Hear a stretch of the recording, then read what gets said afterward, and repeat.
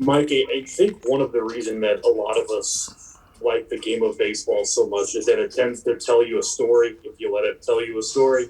Can you write a better one than what you saw from Nolan Arenado in the bottom of the eighth today? You're right about that, Jeff. Baseball's for me and probably a lot of people paying attention is just a magical game, and we went to a magical place today. Just storybook, and the story, kind of wrote itself like it tends to your point. And what a amazing moment for a guy that loves to play the game and is in a place that people are gonna obviously embraced the way he plays it and was rewarded today, and a big moment. What does it just show you about your offense these last two nights here? You had a tough starter on the other side for both the Marlins last night, and then obviously with Burns today, and then offense kind of grinds through the first few innings and then strikes as soon as that opportunity presents itself. Yep, I'd even go back to the last three nights with Alcantara. 3 nights ago, and then Lopez last night and Burns today. Three really quality arms that were pitching really well, and we're just going to keep going. We're going to get better as the game goes. We're going to look to outlast the guys. Look, we want to do damage early. Tommy gets the leadoff triple, and guy made some good pitches to get out of it and cover it. And we just keep fighting, keep going, keep playing the game. A lot of things happened earlier in the game. Waino did his part to keep us right there. Dodged some traffic, and we made some defensive plays. Dylan with a huge play in the first. It took probably 3 runs off the board. Robin Kane, and just a lot of good things that happened to put ourselves in that position to strike. And again with 2 outs, nobody on like the other night. Yachty base hit to right. Dylan with the triple, and then they choose to walk Willie, and O'Neill. He put the ball in play. A guy can run, got down the line and beat it out and tied the game, and then of course set up the end of the game for the eighth with Dean taking a tremendous at bat off the bench. It was a great at bat by Dino, and then Nolan ambushed him, got him first pitch, and bullpen did their part, and great win, opening day win. Katie? Hey, Mike, I mean, you know the saying, you never know what you're going to see when you're at the ballpark. That's so But true. it seemed like as things kind of unfolded that you knew exactly what was going to happen there with Nolan. Adam Wainwright just kind of unloaded all of these things about how Nolan has fit in and is the perfect addition. You've said he's seemed to fit in since day one. What makes Nolan and the St. Louis Cardinals this match made in baseball heaven? Um, I get goosebumps thinking about it. Look, this is a guy that every organization values how people play the game. Everybody value a Nolan Arenado, so that's but this is a guy that part of our DNA, the Cardinal DNA. Nothing, just who we are. Not making it any more or less. It's just we represent and enjoy, and our fan base enjoys good fundamental baseball, and players that play with passion, players that have talent clearly, players that do the little things, players that are play defense, players that respect the game, players that work hard, and Nolan's got all these attributes. He's a guy that you can just tell even from across the field in our view, or from the stands. I'm sure watching him for years. Look, there's a lot of people in this game a long time that say have told me, hey, he's my favorite guy in the league.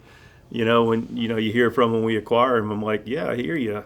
We got some guys in our club that are some of my favorites too, but he's just a guy that people appreciate the way he plays the game and the way he goes about it, and how he approaches the game and how dedicated he is to his craft, and it just says a lot. And it's an atmosphere and it's a culture that we have as well. We got a bunch of guys that are dedicated to individual and team greatness, and want to do all the little things, and take them serious, and are willing to invest in what that looks like in spring training and early work, and communicating and talking about the game, and are dedicated to being better every day.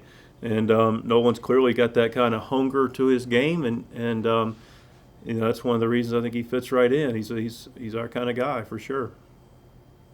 Thanks. Yes, ma'am. Ben Frederickson. Actually, you kind of touched on it there, but Adam mentioned Nolan's in just red hot intensity. Yep. Even playing with him at spring training, starting to pick up on that. I wouldn't say you guys were not lacking for players who had that, but how can that what he brings help a team? Not lacking for it, but it's nice to add to it, and he definitely adds to it. And one of the conversations that I've heard unsolicited from our players and our staff too, but our players have been like, "This guy's moving people's needle. This guy's moving my needle. This guy gets in the cage, and he's an intense dude. He's getting after it. He's working hard." So we've talked about, or I've talked about over the last several years. I know we're talking about Nolan, but when we got Goldie, and we talk about residual, value, and the residual value of Goldie is going to make other people around him better. Yachty, force multiplier, makes people around him better. Wayno, force multiplier, makes people around him better. You had a guy like Nolan, same thing. This guy's got a lot of, he cares. He's a good player. And it's always great when your best players are your hardest workers and the guys that care the most. And that's just a special tribute and contribution to our team. But this is a guy that he gets after it. His first at bat, he's ready. I'm sure he appreciated the applause and the welcoming. He's ready to drive a run in. I got a text from a guy I respect in the game the other day, and he's like, "Man, I love his last at bat. You guys are winning 7-0 in the ninth on the road, and he's hacked off because doesn't feel like he's taking a good at bat." And that's a sign of a competitor. We give nothing away, and we take everything that's out there. And I think that's what Wayno's alluding to, and I echo it. Derek Gould? Shildt, just quick sidebar, I guess, to this is, can you take us through before the game with Goldschmidt and when it was decided that he was unable to play?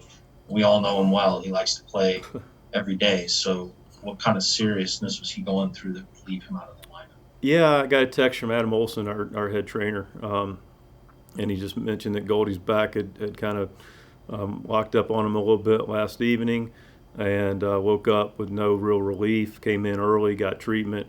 It got better as the day went, but not to a place where he could really do any baseball activity today. So we made a good adjustment and then fired the lineup out. We fired out, and we feel like it's day to day. Just through talking to him in the hallway, and he'll let us know tomorrow evening how he's feeling, and we'll clearly want him back in there, but we're not going to push it just for the sake of getting him back. But I know he was bothered by the fact he wasn't in there today. That hurt him because he loves to play and loves to compete with these guys, and I know he wanted to participate in opening day, but need him be out for today and get him back in there as soon as he's capable. You had Carp out there early, probably preparing because he was taking ground balls at first. Is that just a quick substitution for him straight up, just to put him in and batting him second? Was he not batting second before Goldschmidt was out? Correct. Yeah, he was in the lineup and not batting second. That's Goldie's done a good job cementing that. And talked to Carp this morning and said, "Hey, you gonna be okay to go over and play some first?" He goes, "Yes." He came out, got some early work, was ready to go. Made a great play. Our defense was good today. I mentioned Dylan's play, but No-Go made a nice play going back on the ball, and then Carp made a really nice diving play, saved a double, and Eddie with a diving play to get that first out of the ninth was a huge play on Vogelbach. So a lot of good defense, and Carp was a part of that. And then I want to ask a quick question about the game. Not to be lost in that is the jump Justin got that led to that run. I mean, he's able to beat the run, the That's right. bag. Just the kind of, we talk about speed, but it wasn't just Tyler's speed that changed that play. Yeah, no, it's a great point. It's one of those points we make in ball talk during the spring, and we'll make again likely in 2 days. Is that get your secondary and get after it, and don't assume there's going to be any forces anywhere, and you're going to make it easy on anybody. And it's a great point, Derek, because Willie did. He got a nice secondary, boom, off on the, off on the crack of the bat, and beat him to the bag and made him hesitate, and then Tyler did his part to get down the line, and that's how we win games, man. We scratch, claw, we find them. There's so many nuances this game that can show up, and this group's intentional. Back to Nolan, he's all into working on all those things. You're talking about a guy's been in the league a long time, Goldie a long time, Yachty a long time. It's a group that we're grateful for, that and they're willing to, because they want every stone to make sure it's unturned, and you know, the younger guys followed suit and played the game right, and you know, it was a nice play by Willie to get that run on the board for us, and Tyler busted down the line. Brendan Schaefer, KMOV.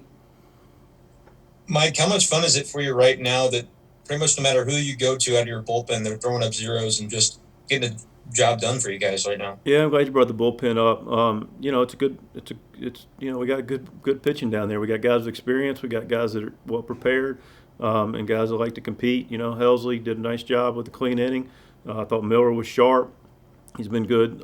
You know, just throwing his pitches and letting them work. And Slider's been a lead again, and still. And so Gio did his part, and then you know, Alex again brought it home. So you know, it's a good group. Guys done a great job. They're always ready to compete. They've been efficient, which is very helpful, and controlling counts, and their stuff's really good.